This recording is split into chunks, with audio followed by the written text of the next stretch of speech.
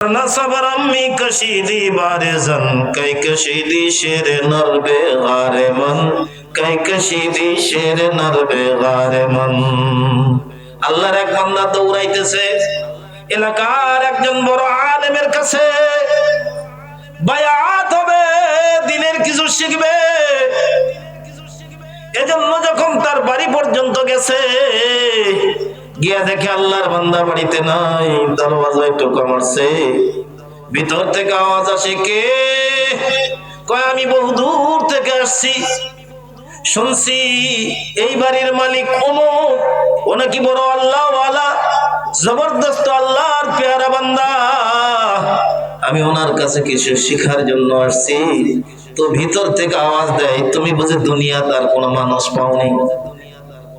দুনিয়াত বুঝি আর কোনো মানুষ পাওনি? এই মানুষ তো আমারই হয় না, তোমার আবার হবে কোত্থেকে? এ ধরনের বহু মোটামুটি আমাদের নেয়, কথা কয় না?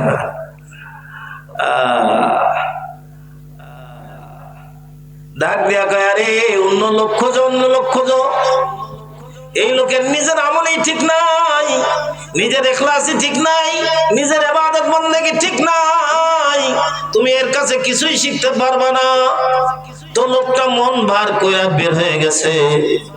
কত দূর যাইতেছে? একদম জঙ্গলের কাছাকাছি গেছে। এবার গিয়া দেখে যার কাছে আসছিল ওই আল্লাহর বান্দা একটা বাঘের উপরে সওয়ার হইয়া, একটা বিষাক্ত সাপকে চাবুক বানাইয়া ওই বাঘকে আঘাত করতেছে আর আগায় আসতেছে। কিন্তু আল্লাহর বান্দার দিলের ভিতরে তো বাড়ির খবরটা চলে গেছে। এজন্য মনে মনে ভাবতেছে, বাইরে বাঘের উপরে সওয়ার হইলে কি হবে, ভিতরের অবস্থা তো ফাঁকা। দেখে মুস্কি হাসে, ডাক দিয়া কই, কিরে তুমি হাসো কেন? আমি হাসতেছি এই জন্য যে আপনার ঘরের অবস্থা কি আর আপনার বাইরের অবস্থা কি। আপনার ঘরই তো আপনারে মানে না, অথচ আপনি বাঘের উপরে সওয়ার হইয়া বিষাক্ত সাপকে চাবুক বানাইয়া পথ চলতেছেন। তো আল্লাহর বান্দা ডাক দিয়া বলে, গরনা সবরম মি কশিদি বারেজান, গরনা সবরম মি কশিদি বারেজান কাই কশিদি শেরে নরবে গারে মান। এই শোনো, আমার যে বিবিটা, ভাগ্যক্রমে এটা আমার জুটছে, ভাগ্যক্রমে এটা আমার কপালেই জুটছে। এমন কোন কাজ নাই যে তেল থেকে পানি পড়লে আগুন ধরে না। আমার সংসারটা জ্বলায়া পুরাইয়া ছাই করে দিছে, এমন একটা বিষাক্ত বউ আমার ঘরে আনছি, কিন্তু আমি ধৈর্য ধারণ করছি, সবার করছি। আমি যদি তার তালাক দিয়া দেই, মুহূর্তের মধ্যে দিয়া দিতে পারবো, কিন্তু আমি চিন্তা করলাম, আমি যদি এর তালাক দিয়ে দেই, আরেকজন তো এর বিয়ে করবে, তে আগুনটা তো তার ঘরেও জ্বলবে, সে তো তারেও জ্বালাইবে। এই দুনিয়ার সামান্য জিন্দগির জন্য আমি সবর করছি, ধৈর্য ধারণ করছি। গরনা সবরম মি কশিদি বারেজান, আমি যদি আমার এই বিবি নিয়ে ধৈর্য ধারণ না করতাম, কাই কশিদি শেরে নরবে গারে মান, তাহলে আমার আল্লাহ তাআলা ধৈর্য না ধরলে এই বাঘের উপরে সওয়ার হইয়া সাপ আমি চাবুক বানাইতে পারতাম না। কিন্তু ঘরের বিবি যদি দিনদার হয়, নেককার হয়, কেমন হয়? বানানো কোন গল্প শোনাইতেছি না, ঠাকুর মারজুলির গল্প শোনাইতেছি না, গভীর মনোযোগ দিয়ে শুনবেন একটা মায়ের গল্প।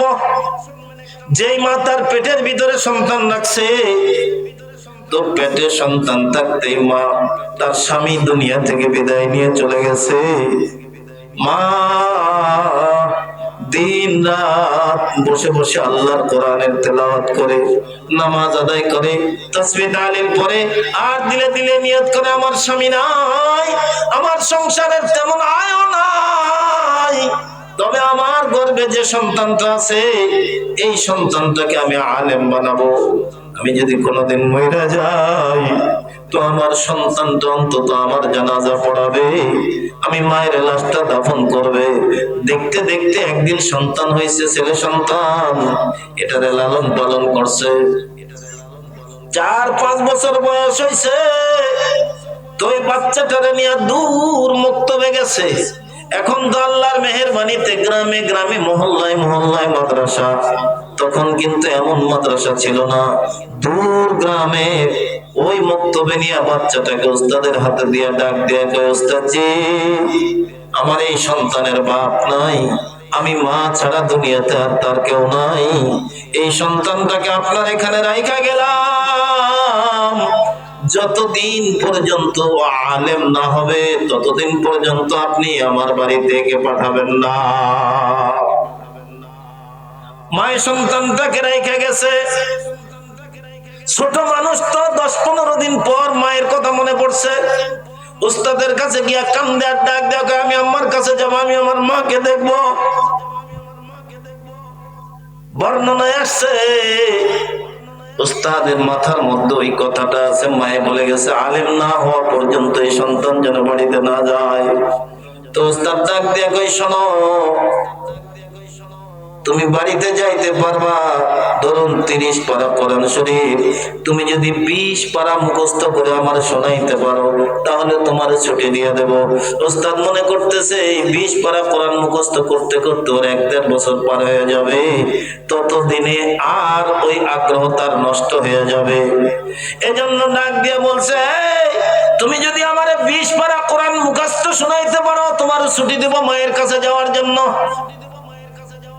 1 থেকে 1.5 মাস পার হইতে না হইতেই বাচ্চাটা ওস্তাদের কাছে এসে ডাক দিয়ে কয়, ওস্তাদ জি, আমার 20 পারা কোরআন মুখস্থ হয়ে গেছে।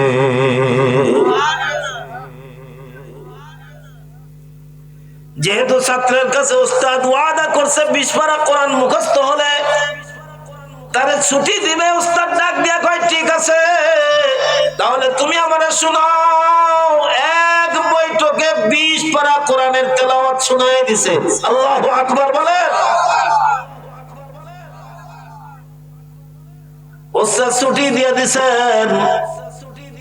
বাড়িতে পৌঁছতে পৌঁছতে তার সন্ধ্যা হয়ে গেছে। ঘরের দরজায় টোকা মারে, ভিতর থেকে আওয়াজ হয় কে?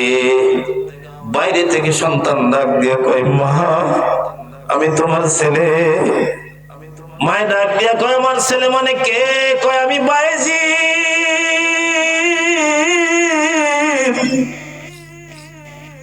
মায় ডাক দিয়া কয়, না না, আমার বাইজিদ আমার ঘরের দরওয়াজায় দাঁড়াইতে পারে না, কারণ আমার বাইজিদকে আমি রাইখা আসছি ওস্তাদের কাছে। আলেম না হওয়া পর্যন্ত বাইজিদ আমার বাড়িতে আসবে না। ছেলের দরওয়াজায় কান্দে আর ডাক দিয়ে কই, মা, আমি বাইজিদ। মা, তোমার ছেলে আমি বাইজিদ, একটা নজর তোমারে দেখবো, আমি আবার আমার উস্তাদের কাছে চলে যাব। তো মায়ের ডাক দিয়া বলে, না, আমার বাইজিদ নয়, আমার বাইজিদের মুখ আমি দেখতে চাই না। আলেম না হওয়া পর্যন্ত আমি বাইজিদকে আমার সামনে আর দেখতে চাই না। তুমি আমার বাইজিদ নাও। গভীর রাত পর্যন্ত কাঁদতে কাঁদতে এক পর্যায়ে ঘুরে চলে গেছে।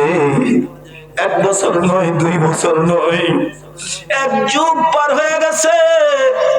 বাইজিদ আলেম হয়ে গেছে। বাইজিদকে ডাক দিয়ে বলে, বাইজিদ, আগামী কালকে তোমার মাথায় আলেমের পাগড়ি পড়ায় দেব। আমি জানি মায়ের জন্য তোমার দিলটা কাঁদে, কিন্তু তোমার জন্য তোমার মা যে কত বড় কোরবানি করছে, এই কোরবানি যদি তোমার মায় না করতো, তুমি আজ আলেম হইতে পারতা না। আজকে আমাদের সন্তানগুলো ঠিক এভাবেই নষ্ট হয়ে যায়। বেশি আদর করতে করতে সন্তান আস্তে আস্তে বাঁধা হয়ে যায়। মাদ্রাসায় নিয়ে যে দিছে, 10 দিন না যাইতেই কান্দে। দাদা এক গাধা গেছে, গিয়া ডাক দিয়া কয়, হুজুর, নাতিটা কান্দে, বাড়িতে নিয়ে যাই। হুজুর কয়, আজকে সপ্তাহের মাঝখানে আপনি বৃহস্পতিবারে আইসা নিয়ে যান, শুক্রবারে থাকবে, শনিবার সকালে দিয়ে যায়। এমন চমৎকার একটা ঘটনা, আমাদের মহাদেবপুরের প্রবীণতম একটা মাদ্রাসা আছে, হরিপুর মাদ্রাসা। নাম জানেন না? হরিপুর মাদ্রাসায় বরিশালের এক কারি সাহেব ছিল। ওইদিকে মাতাজিয়ারের ওইদিকে উত্তর হরিপুরের ওইদিকে এক গ্রামের এক বুড়া প্রতি বৃহস্পতিবারে আসে নাতিক নেওয়ার জন্য। তো ছুটি দেয়, কিন্তু নিয়ে যায় বৃহস্পতিবারে, আর রাখতে রাখতে এনে যায় সোমবার না হলে মঙ্গলবারে। আবার বুড়া বৃহস্পতিবারে আসে। কোন তো মেজাজ ঠিক থাকবে? তুই নিয়ে যা, টাইম মতো দিয়ে যা। বৃহস্পতিবারে নিয়ে গেলি শুক্রবারে সন্ধ্যায় না হলে শনিবারে সকালে দিয়ে যা। না, নিয়ে যাবে বৃহস্পতিবারে, কিন্তু এনে দিয়ে যাবে সোমবার না হলে মঙ্গলবার। আবার বুড়া আসে বৃহস্পতিবারে।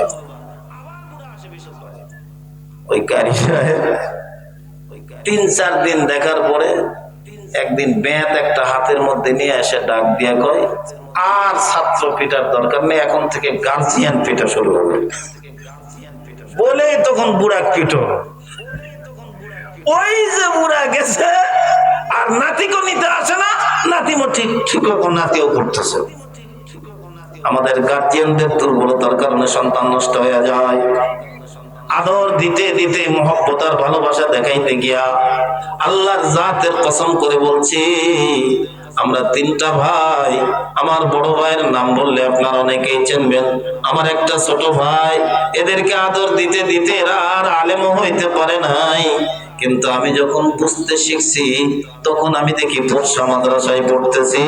আমার মামাদের শাসনে হয়তো আল্লাহ তাআলা আমাকে এতদূর পর্যন্ত এনেছেন। এই মায়েরা, আপনাদেরকেও বলবো, এই বাইজিদ সেই বাইজিদ যাকে বলা হয় বাইজিদ মুস্তামি। আল্লাহু আকবার বলেন। বাইজিদের মাথায় পাগড়ি পড়ে দেওয়া হবে। এখনো দাওরা হাদিস মাদ্রাসাগুলোর নিয়ম, যখন কোন ছাত্র দাওরা পাস করে, অনুষ্ঠান করে, উস্তাদেরা তাদের মাথায় আলেমের পাগড়ি পড়ায় দেয়। বাইজিদকে ডাক দিয়া বলে, বাইজিদ তুমি তো এখন আলেম হয়ে গেছো, নিয়ম অনুযায়ী আগামীকালকে তোমার মাথায় পাগড়ি পরিয়ে দেওয়া হবে। আগামীকাল মাথায় পাগড়ি নিয়ে তুমি তোমার মায়ের কাছে যাইও। রাত্রিবেলা উস্তাদ ঘুমাইছে, স্বপ্নে দেখতেছে অনুষ্ঠান চলতেছে। উস্তাদ বাইজিদের মাথায় পাগড়ি পরায় দেবে। এমন সময় আকায়ে নামদার তাজদারে মদিনা সাইয়্যিদুল কাউনাইন শফিউল মুজনাবিন রাহমাতুল লিল আলামিন উম্মতের কান্ডারি আপনার আমার নবী বাইজিদের উস্তাদকে ডাক দিয়া বলে, এই পাগড়ি একটা কেন পড়াও? আজ 12 বছর ধরে ও মা ছেড়ে এখানে দ্বীন অর্জন করেছে। ও শুধু ইলমে শরীয়ত অর্জন করে নাই, ও ইলমে মারিফত অর্জন করছে। ওর মাথায় একটা নয়, দুইটা পাগড়ি পড়ায় দিও।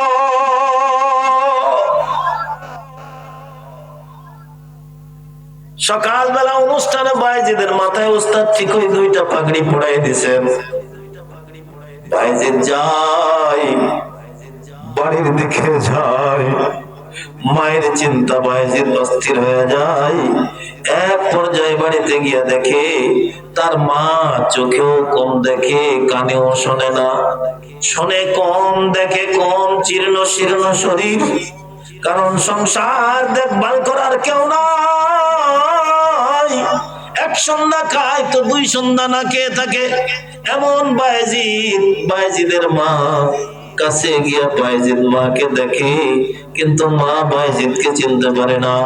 কানের কাছে মুখ লাগায়া বাইজিদ ডাক দিয়া বলে, মা আমি তোমার বাইজিদ, মাই দেখো তোমার সন্তান আলেম হয়ে তোমার কাছে আইছে। আল্লাহু আকবার। বাইজিদের মা হাত দিয়া চোখ নাড়ে, শরীর নাড়ে, আর চোখের পানি ছাইড়া দেয়, আর ডাক দিয়া কয়, বাইজিদ তুমি আলেম হইছো, আমি মা যদি মইরা যাই, তুই আমার জানাজাটা পড়াইবা, আমার জন্য দোয়া করবা। আমি আল্লাহর কাছে শুকরিয়া আদায় করবার চাই যে আমি যা নিয়ত করেছিলাম আমার মালিক আল্লাহ আমার নিয়ত পূরণ করাইছে। দে বাইজিদ আমার 1 লোটা পানি দে, 1 বদনা পানি দে, আমি ওযু করব, আমি শুকরিয়ার 2 রাকাত নামাজ আদায় করব। তো বাইজিদ মাকে পানি দেয়, মা ওযু করেন, যায় নামাজ বিছায় 2 রাকাত নামাজ পড়ে মায় মালিকের দরজায় হাত তোলে, ডাক দিয়া কয় আল্লাহ,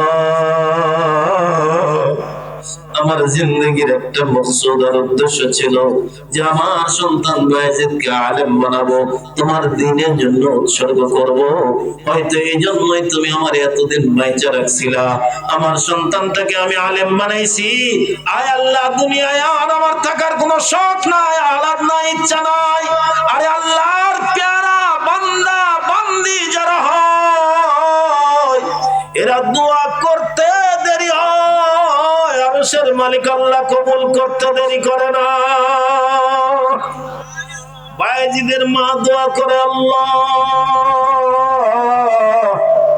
আমার মনোবাঞ্ছা পূর্ণ হয়ে গেছে, এবার তুমি আমারে নিয়ে নাও।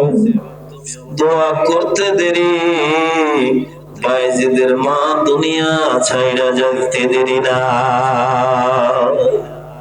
মায়ের মেহনতের কারণে বায়েজিদ জগৎ বিখ্যাত আল্লাহর ওলি হয়ে গেছে। যারে বায়েজিদ বুস্তামি বলে পৃথিবীর মানুষ চেনে। 100 বছর পার হয়ে যায়, এরপরেও বায়েজিদের কথা মানুষ শুনলে কাঁদে।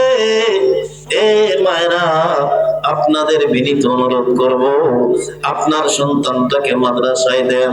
আমি কই না এটারে ডাক্তার বানাবেন না, আমি বলি না এটারে মাস্টার বানাবেন না, আমি বলি না এটারে ইঞ্জিনিয়ার বানাবেন না, বানান। কত বলবো, অসংখ্য গণিত। চলেন আমার সঙ্গে বগুড়া জামিল মাদ্রাসায়। অনেক ইঞ্জিনিয়ারের ছেলে মাদ্রাসায় পড়তেছে, অনেক ডাক্তারের ছেলে মাদ্রাসায় পড়তেছে। আরে আর্মি ব্রিগেডিয়ার, ওর একমাত্র ছেলে মাদ্রাসায় পড়ে। তো ডাক দিয়া বলল, গাড়ি নিয়ে ঢুকছে। 7 নম্বর মরহুম ইউসুফ নিজামী রহমাতুল্লাহ আলাইহির কথা বলছি। ওই সময় গাড়ি নিয়ে ঢুকছে। তো কথায় কথায় একজন ডাক দিয়ে কয়, কি ব্যাপার, আপনি এত বড় একজন চাকরিজীবী, আপনার একমাত্র ছেলেটারে মাদ্রাসায় দিয়েছেন, ঘটনা কি? বাচ্চাটা কিন্তু হাফেজ হইয়া আলেম লাইনে পড়তেছে। ডাক দিয়ে কয়, হুজুর কি বলবো, এটা পুরাটাই ওর মায়ের কারসাজি।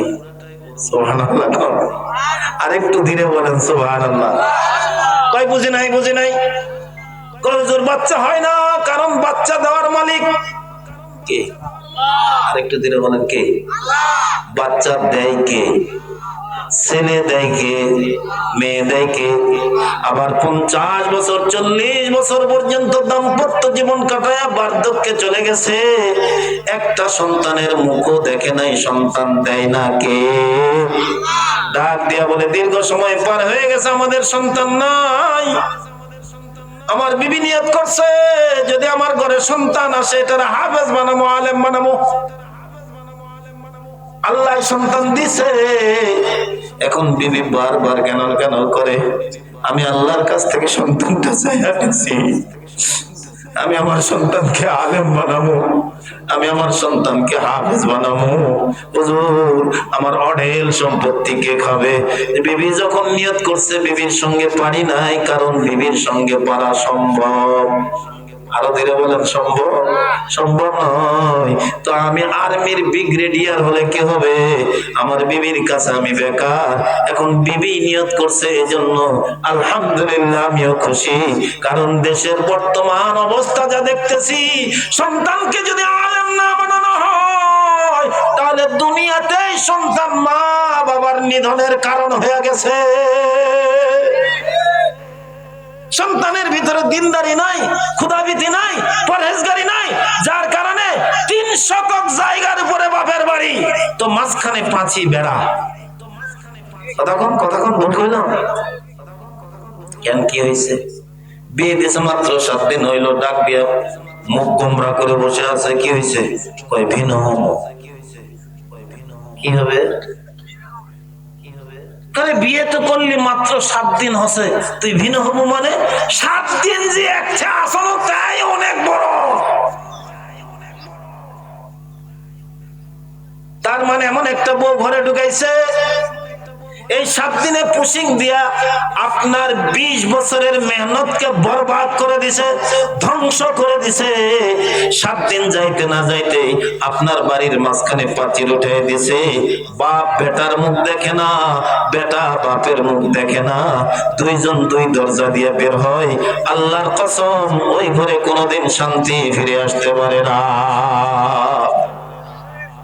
একটা সন্তানকে মা আলেম বানান, হোক সেটা ছেলে হোক সেটা মেয়ে, এটার ভিতরে দিনদারি ঢুকায় দেন। দিন যদি কোনো বান্দার বান্দির কলিজায় ঢুকা যায়,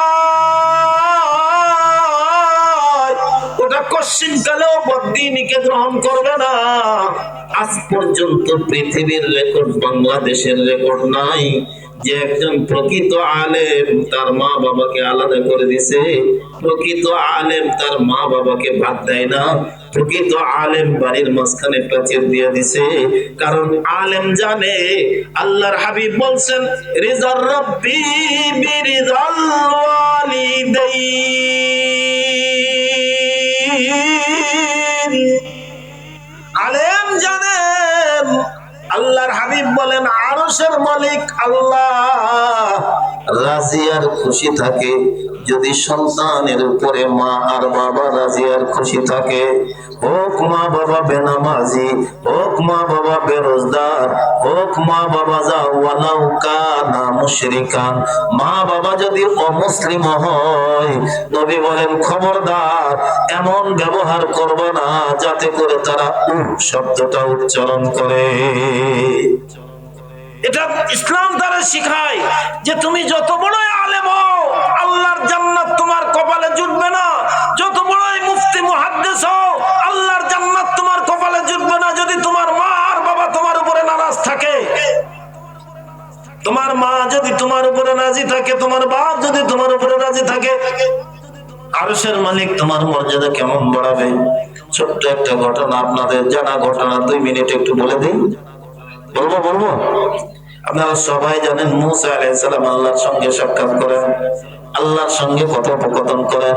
আল্লাহ তাআলা ডাক দিয়ে বলেন, এ মুসা, আমি মাওলার দরবারে আসলে কিছু কি বলবি? মুসা ডাক দিয়ে কয়, আল্লাহ, আমার একটা আশা, আমি জানি আমার প্রতি রয়েছে আপনার অগাধ ভালোবাসা। জান্নাতে তো আপনি দিবেন আমার বাসা, আমার জান্নাতের সাথী কে হবে এটা জানার একটু আশা। জান্নাতে আমার সাথে কে যাবে? মুসা পয়গম্বরকে আল্লাহ ডাক দিয়ে বলেন, হায়রে মুসা, জায়গা মতো মারলি খোঁচা, যা যা তোর বাজারে গিয়ে দেখবি একটা কসাই, আমি আল্লাহ ওরে জান্নাতের বন্ধু বানাইছি তোমার। মুসার মন খারাপ, এটা কসাই আমার জান্নাতের সাথী হবে।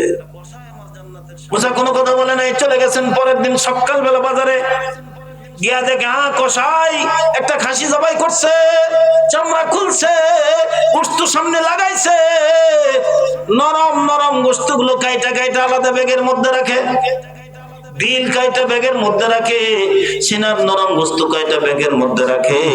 অতঃপর সব বিক্রি কইরা ওই ব্যাগটা নিয়ে, টাকা পয়সা নিয়ে সুরসুর করে চলে যায়।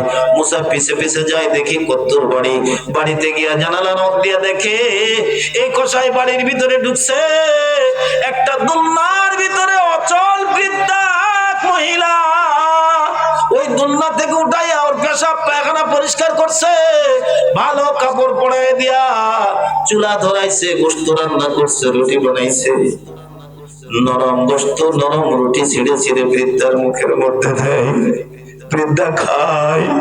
খাবার শেষ হইলে বৃদ্ধা ডাক দিয়া কয়, রে বেটা, আমি তো আমার হাত উপরের দিকে উঠাইতে পারি না, আমার 2টা হাত একটু উঁচু করে ধর। তো কসাই যখন 2টা হাত উঁচু করে ধরে, বৃদ্ধা ডাক দিয়া কয়, আয় আল্লাহ, সময়ের পয়গম্বর মুসারে আমি কোনোদিন দেখি নাই, শুনছি মুসা তোমার পয়গম্বর। মুসাই কইছে, মা বাবার খেদমত করলে আল্লাহ তুমি নাকি সন্তানকে জান্নাত দাও। এটা আমার সন্তান, আমি মা নড়তে পারি না, হাঁটতে পারি না, এমনকি আমার হাতটা পর্যন্ত উঠাইতে পারি না। আমার এই সন্তান আমার সেবা শুশ্রূষা করে আমারে খাওয়ায়। আয় আরশের মালিক, তুমি যদি মায়ের খেদমতের কারণে সন্তানকে জান্নাত দাও, তাহলে আমার সন্তানকে এমনি জান্নাত দিও না, সময়ের পয়গম্বর মুসার সঙ্গে বানায় জান্নাত দিয়ে দিও। খেদমতে মাদার পেদর কুন সুবহ শাম, খেদমতে মাদার পেদর কুন সুবহ শাম, তাকে বাসি দর দুআলম নে কোনাম, তাকে বাসি দর দুআলম নে কোনাম। এ সন্তানেরা, মা বাবার খেদমত করো, তাহলে তুমি দুনিয়াতেও দামি হবে, আখিরাতেও আল্লাহ তোমার দামি বানায় দিবে। সুবহানাল্লাহ বলে। সন্তানকে দামি বানাইছিলেন হযরত আবু বকর সিদ্দিক রাদিয়াল্লাহু তাআলা আনহু।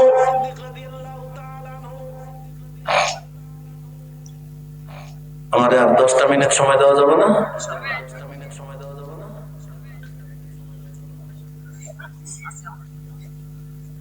ওই দিক দিয়ে আসেন, ওই দিক দিয়ে।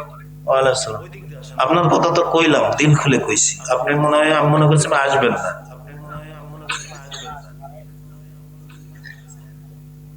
হযরত আবু বকর সিদ্দিক রাদিয়াল্লাহু তাআলা আনহু, ওইদিকে দেখেন, এদিকে ওই মোটা মানুষটাকে দেখেন নাই? আপনাদের এলাকারই তো চেয়ারম্যান। বসেন। এই মোটা মানুষ, ওই চেয়ারটা আমি নেই, এটা তো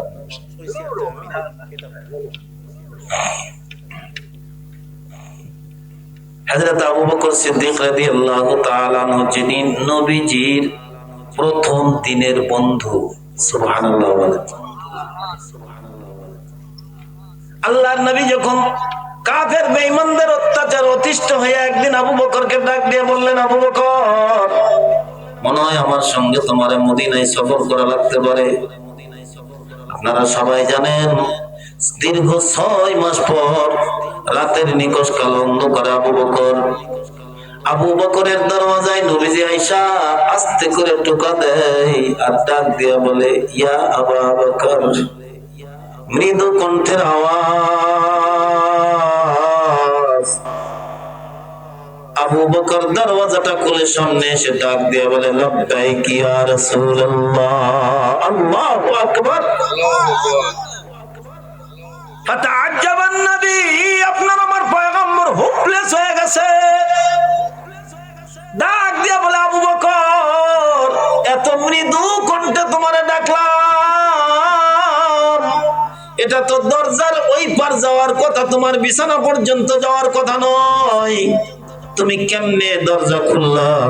আবু বকর ডাক দিয়ে বলেন, নবীজি, আজ থেকে 6 মাস পূর্বে যেদিন আপনি বলেছিলেন যে আবু বকর তোমারে নিয়ে সফর করা লাগতে পারে, ওই দিন থেকে আজ অবধি আমি আবু বকর রাত্রে বেলায় আপনার অপেক্ষায় থাকছি। 6 মাস রাত্রে আমি আবু বকর ঘুমাই নাই।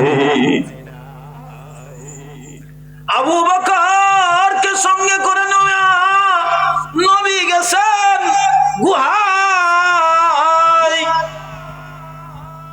যেখানে গেলে জীবন্ত ইতিহাসের কথা মনে পড়ে যায়। কোন জায়গায় নবীজি ছিলেন, কোন জায়গায় কবুতর বাসা বাঁধছিল, কোন জায়গাটায় মাকড়সায় জাল বাঁধছিল। আল্লাহর জাতের কসম, নবী কামলিওয়ালার মহব্বত আর ভালোবাসা যদি কলিজায় থাকে, ওই জীবন্ত চিত্রগুলো দেখলে আপনি চোখের পানি ধরে রাখতে পারবেন না। আল্লাহর নবী তো আবু বকরকে সঙ্গে করে নিয়ে গেছেন। কে দেয় খাবার, কে নেই খোঁজ? আবু বকরের 2 মেয়ে, একটা হলো আয়েশা আর একটা হলো আসমা। আয়েশা তো ছোট্ট, আসমা কিশোরী। হযরত আবু বকর নবীরে নিয়ে গুহার মধ্যে অবস্থান করতেছেন। এদিকে কাফিরেরা চতুর্দিকে তালাশ করতেছে আর বলতেছে, আইনা মুহাম্মদ, আইনা আবু বকর, কই রে, কই আবু বকর, কই মুহাম্মদ? ওরা পালাইছে। আল্লাহ নবীর বিরুদ্ধে ওরা পুরস্কার ঘোষণা করলো। আবু বকরের বাড়িতে গিয়ে তালাশ করে আবু বকরকে পায় না। একদিন যায়, 2 দিন যায়, কিন্তু গুহায় খাবে কি? আবু বকরের মেয়ে হযরত আসমা রাদিয়াল্লাহু তাআলা না, তিনি নিজে রাত্রি বেলায় খাবার জোগাড় কইরা নবী আর বাবার জন্য নিয়ে যায়। এমন অভাবের সংসার ছিল যে আমরা যেমন মাঠের মধ্যে ভাত নিয়ে যাওয়ার জন্য গামছা দিয়ে ভাত পেতে নিয়ে যাই, আবু বকরের মেয়ে এমন কিছু পায় নাই। লাস্টে পায়জামার দড়িটা ফিতাটা টান দিয়া ছিঁড়া এইটা দিয়া বান্দা নবীর দরবারে খাবার নিয়ে যেতেন। কারণ আবু বকরের মেয়ে হযরত আসমা আর আয়েশা বাবা আবু বকরের শিক্ষা পেয়েছিলেন। আজকে আমাদের বাচ্চারা তো মা আর বাবার শিক্ষা পায় চুরি করা। কইলে কবেন হুজুর এত দূর গেলেন, বাস্তব তো। আজকে আমাদের সন্তানগুলো মানুষ নয় অমানুষ আর জানোয়ারে রূপান্তরিত হচ্ছে। এমন সন্তান জন্ম দিচ্ছি যেই সন্তান মা আর বাবার মুখের সামনে তর্জন গর্জন করে কথা বলে। বাবা যখন বয়স হয়ে গেছে, সন্তান যুবক রক্ত গরম, কোন কাজের ব্যাপারে পরামর্শ করলে যদি বাপ এক কথা বলে, বেটা গরমই আলাদা, তুমি বুড়া মানুষ তুমি কি বুঝবেন? কি ভুল কইলাম? এই কথা বলেন, ভুল বললাম? বেয়াদব, বেহায়া, বেশরম, বেলজ্জ সন্তান তোর কাল থাপড়ায় ফাটায় ফেলে দেওয়া দরকার। তোর বৃদ্ধ বাবা বোঝে না, তোর মতো সন্তান কুলাঙ্গার সন্তান জন্ম দিয়া তোর বাবা ভুল করছে। উচিত ছিল তোর জন্মের পরেই মুখে লবণ দিয়া তোর বাইরে ফেলা। যেই বাবা খাইল না, যেই মা মাসের পর মাস বছরের পর বছর ঘুমাইল না, তুমি কি কোনোদিন খোঁজ নিয়ে দেখছো আজকে তোমার সন্তানটা তোমার বড় আদরের লাগে, মহব্বতের লাগে, ভালোবাসার লাগে? এটা তুমি একটু কল্পনা কইরা দেখো, তুমি যখন ওইরকম ছিলা তোমার মায়ের কেমন লাগতো, তোমার বাবার কেমন লাগতো। শীতের রাত, বিছানার পাশে জমানো কাঁথা একটা একটা করে পেশাব কইরা কইরা তুমি ভিজাই দিছো। বিছানার কিছু নাই, মা তার নিজের আঁচল তোমার নিচে বিছাই দিছে যাতে করে তুমি সন্তানের ঠান্ডা না লাগে। সেখানেও তুমি পেশাব কইরা ভিজা দিছো। মায়ের আঁচল ভিজা, গেঞ্জি জামা ভিজা, শাড়ি ভিজা, সন্তান তোমারে রাখবে কই? শেষ পর্যন্ত তুমি সন্তানকে মা তার রাখছে বুকে। আজ বড় হয়ে আসো বড় সুখে, ওই মাকে রাখতেছো দুঃখে। মরবি তো জাহান্নামের আগুন খাবি ধুকে ধুকে। এজন্য বলি যুবক, যাদের কান পর্যন্ত আওয়াজ যায়, যারা ঘরের মধ্যে বসে বসে আমার কথাগুলো শুনছো, তোমার পায়ে হাত দিয়ে বলি যুবক, এই দুনিয়ার সবচাইতে বড় নিয়ামত তোমার মা, দুনিয়ার সবচাইতে বড় নিয়ামত তোমার বাবা। তুমি ডাক্তার, তুমি মাস্টার, তুমি ইঞ্জিনিয়ার, তুমি ব্যারিস্টার, তোমার বাবা ফার্মার, তোমার বাবা কৃষক, কিচ্ছু জানে না। নিজের নাম লিখতে বললে বুড়া আঙ্গুল আগায় দেয়। মনে রাখবা, এই বুড়া আঙ্গুল ওয়ালার কারণেই তুমি দুনিয়ার মুখ দেখছো। এই বুড়া আঙ্গুল ওয়ালার মেহনতের কারণেই তুমি আজ ডাক্তার, মাস্টার। খবরদার, খবরদার, দুনিয়ায় বেঁচে থাকতে বইয়ের কথায় ওই মা বাবাকে কোনোদিন কষ্ট দিবে না। ধরতে পারো এটা আমার জিন্দেগির শেষ ওসিয়ত তোমার জন্য। 35 বছর ধরে আমি ওয়াজ করতেছি, এই বামনসাদা এলাকার এমন কোন ঘর নাই, এমন কোন বাড়ি নাই, এমন কোন মেয়ে পুরুষ নাই যারা আমার ওয়াজ শোনে না। শোনে নাই এমন নাই। কথা বলেন। এ যুবক, আজকে তোমার বয়স তাগড়া 25 বছর। তুমি যখন তোমার মায়ের পেটে ছিলা, তোমার মা পেটের মধ্যে নিয়া বামনসাদা হাই স্কুল মাঠে আমি গুনাহগারের ওয়াজ শুনছে। তুমি যখন জন্ম নিছো, তোমার কোলে নিয়া তোমার মা আমার ওয়াজ শুনছে।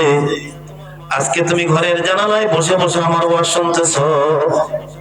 তোমার পায়ে হাত দিয়ে বলছি যুবক, তোমার পায়ে হাত দিয়ে বলি, খবরদার, খবরদার, ওই জনম দুঃখিনী মারে কষ্ট দিও না, ওই জনম দুঃখী বাবারে কষ্ট দিও না। তোমার দুনিয়া যদি তুমি মনে করো দুনিয়ায় তুমি সফল, আমার থেকে স্ট্যাম্প পায় না, লেখা নিয়ে যাও, পরলৌকিক জীবন তুমি বিফল, তুমি বিফল, তুমি বিফল। তুমি যত বড়ই হাজী হও, যত বড়ই গাজী হও, যত বড়ই মুহাদ্দিস হও, যত বড়ই মুফাসসির হও, যত বড়ই কোটিপতি হও, যদি তোমার উপরে তোমার মা আর বাবা নারাজ থাকে, লেখা নিয়ে যাও। আমার নবী বলেছেন আরশের মালিক আল্লাহ তোমার উপরে নারাজ। এই একটা কথাই আমি বলি, মা বাবার সঙ্গে খারাপ আচরণ করা যাবে? আরো ধীরে বলেন, যাবে? আজকের যে কোরআনী কারখানা এটা এখানে চালু হয়েছে, আলহামদুলিল্লাহ। আপনারা শুনলেন মাওলানা আমিনুল ইসলাম সাহেব আপনাদেরকে বললেন যে পর্যন্ত কয়জন বাচ্চা হাফেজে কোরআন হয়েছে। আরে এটা কত বড় নিয়ামত জানেন, কত বড় নিয়ামত। নবী বলেছেন কেউ যদি তার সন্তানটাকে হাফেজে কোরআন বানায়, তো ওই মা আর বাবার কপালটা এমন ভাবে চমকে যায় যে তার আমল দিয়া তারা জান্নাত পাবে কিনা। কিন্তু সন্তানটাকে হাফেজে কোরআন বানাইছে, তো তার পরিবারের মা বাবা সহ 10 জন জাহান্নাম ওয়াজিব, এরকম 10 জনকে আল্লাহ জান্নাতি বানায় দেয়। এই দুনিয়ার জিন্দেগি কয়দিনের জিন্দেগি? আজ থেকে কয়দিন আগেও তো এই যে আমার দাড়িগুলো কালো ছিল, আমি কিন্তু এটারে আটকাইতে পারি নাই, সাদা হয়ে যাইতেছে। কয়দিন আগেও আমার চোখে চশমা লাগতো না, কিন্তু এখন চশমা ছাড়া আর কাছের লেখা দেখি না। আগে রাতের পর রাত কোথায় পঞ্চগড়, কোথায় দিনাজপুর, ঠাকুরগাঁ, নীলফামারী, কুড়িগ্রাম মোটর সাইকেল নিয়ে শীতের বেলায় মাহফিল করতাম, আবার রাত্রি বেলায় আস্তে আস্তে ফজর হয়ে যাইতো। আর গতকালকে নওগাঁ থেকে মোটর সাইকেলের পিছনে বসে মুয়াদ্দিপুর আসতে মনে হচ্ছে হাড়াহাড়ি সব ঠান্ডা হয়ে গেছে, আর বুঝি বাঁচবো না।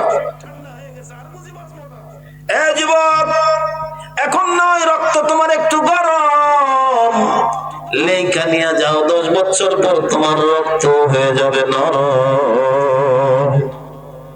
আজকে এই রক্তের বাহাদুরি দেখাও, গরম দেখাও, এই গরম থাকবে না। তাকায় দেখো, এই দেহের শক্তি কমতে আরম্ভ করছে, আমি ঠেকাইতে পারি নাই। কালো মিশমিশে দাড়িগুলো সাদা হওয়া আরম্ভ করছে, ঠেকাইতে পারি নাই। চোখের জ্যোতি যাওয়া আরম্ভ করছে, ঠেকাইতে পারি নাই। আগে গোশত হাড় মড়মড়ায় চাবায় খাইতাম, এখন এক টুকরা গোশত খাইলেও খিলাম দিয়া গুতায় গুতায় গোশত বের করা লাগে, না হলে আর খাওয়া যায় না। তাহলে যে দেহের মধ্যে এত পাওয়ারফুল ছিল সব আস্তে আস্তে এগুলো ঢিলা করতেছে কে? ঢিলা হয়ে যায় কেন? এগুলো তোমার আমার নিয়ন্ত্রণে থাকলে তো কোশ্চিন কালেও এগুলোরে দুর্বল হতে দিতাম না। তার মানে বোঝা যায় এসব কিছুর মালিক কে? একটু জবান খুলে বলেন, কে কে কে কে? আল্লাহ তাআলা ডাক দিয়া বলেন, আমি আল্লাহ তাআলা তোরে দুনিয়ায় পাঠাইছি এখানে থাকার জন্য নয়। দুনিয়ার বড় বড় রাজা বাদশারা দুনিয়াতে ছিল, কিন্তু এখন আর নাই। আমি আল্লাহ তাআলা তোরও রাখবো না। দুনিয়া মাজরাতুল আখিরাহ, পয়গম্বর বলেন দুনিয়াটা হলো আখিরাতের ফসল, আখিরাতের কামাই করার জায়গা। এখানে তুমি কামাই করো। কবর জগতে আমি আল্লাহ তাআলা বলছি তুমি মরতে দেরি হবে, আমি জান্নাতের বিছানা বিছাই দিতে দেরি করব না। তোমার মরতে দেরি হবে, আমি আল্লাহ জান্নাতের পোশাক পরাই দিতে দেরি করব না। তুমি মরতে দেরি হবে, জান্নাত থেকে একটা রাস্তা প্রশস্ত করে দিতে দেরি করব না। কবর জগতে তুমি আরামের ঘুম ঘুমাইবা। যেদিন ময়দানে মাশর আসবে, ওই দিন আমি আল্লাহ তাআলা তোমারে সেভ কইরা বিনা হিসাবে ফেরেশতাদের দ্বারা তোমাদেরকে তোমাদের নিয়ামত জান্নাত পর্যন্ত পৌঁছায় দেব। এজন্য মেরে ভাইও, काम आने का नहीं हर एक जुदा हो जाएगा, काम आने का नहीं हर एक जुदा हो जाएगा, बल्कि हर हर अज़्ब दुश्मन जान का हो जाएगा। अरे आकिल न हो गाफिल, अरे आकिल न हो गाफिल, तुझे दुनिया से जाना है। के दिन अपना ये मुँह रब को भी दिखाना है। मौत का सन कुल्लो नासन शारेबू, मौत का सन कुल्लो नासन शारेबू, कब्र बैतन कुल्लो नासन दाखिलो, कब्र बैतन कुल्लो नासन दाखिलो। मौत को मत दूर समझो, मौत है हरदम करीब, मौत को मत दूर समझो, मौत है हरदम करीब। यार तेरे कौन होगा गोर जाने के लिए, यार तेरे कौन होगा गोर जाने के लिए। মৃত্যুর স্বাদ একদিন আমাদেরকে গ্রহণ করতেই হবে। কেউ আপনার আমার সঙ্গে যাবে? কি বলেন, যাবে? যদি তাই হয় তাহলে সেই কবরে যাওয়ার প্রস্তুতি আল্লাহ আমাদেরকে গ্রহণ করার তৌফিক দান করুন। আরেকটু জোরে বলেন। ওয়া আখির দাওয়ানা আলহামদুলিল্লাহি রাব্বিল আলামিন। আমাদের সকলের প্রিয় ব্যক্তিত্ব উত্তরগামী ইউনিয়ন পরিষদের চেয়ারম্যান আমার